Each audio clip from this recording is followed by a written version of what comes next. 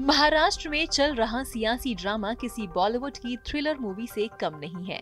जैसे जैसे ये आगे बढ़ रहा है वैसे वैसे सस्पेंस भी बढ़ता जा रहा है। वो सस्पेंस इस सियासी फिल्म के स्क्रिप्ट राइटर के साथ साथ किरदारों को लेकर है, तो दूसरी ओर फिल्म के मुख्य किरदार उद्धव ठाकरे मुश्किल में फंसे हुए हैं। उन्हें मुश्किल में डालने वाला कोई और नहीं, उनके अपने ही हैं। लेकिन इन सबके बीच महाविकास अघाड़ी सरकार में गृह मंत्री एनसीपी के दिलीप पाटिल वलसे और एनसीपी प्रमुख शरद पवार की भूमिका भी सवालों के घेरे में है। पवार ने बुधवार को उद्धव ठाकरे से मुलाकात की। इसके बाद उन्होंने बागी गुट के नेता एकनाथ शिंदे को सीएम बनाने का बयान दे दिया। सवाल ये है कि पवार ने ऐसा क्यों कहा? क्या पूरे प्लान के बारे में पहले से पवार को पता था? दूसरा सवाल ये है कि महाराष्ट्र सरकार का गृह विभाग एनसीपी के कोटे में है।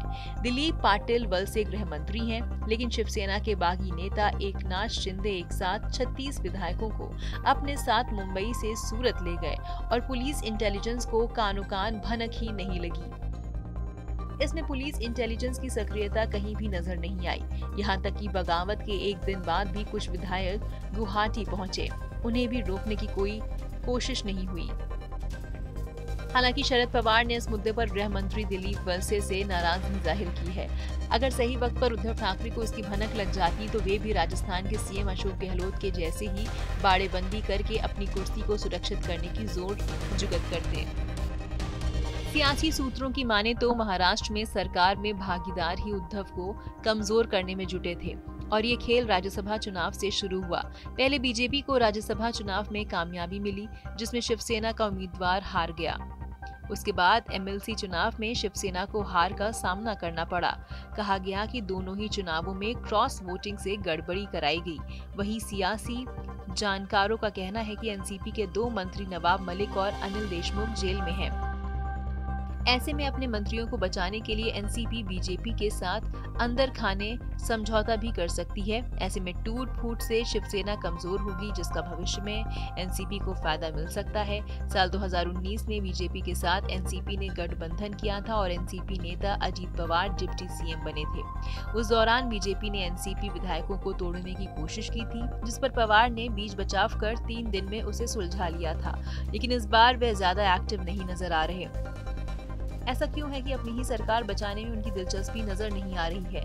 इसके साथ ही पीएम नरेंद्र मोदी और एनसीपी प्रमुख शरद पवार के बीच दोस्ती जग जाहिर है। केंद्र की ओर से पवार को पद्म विभूषण सम्मान भी दिया जा चुका है।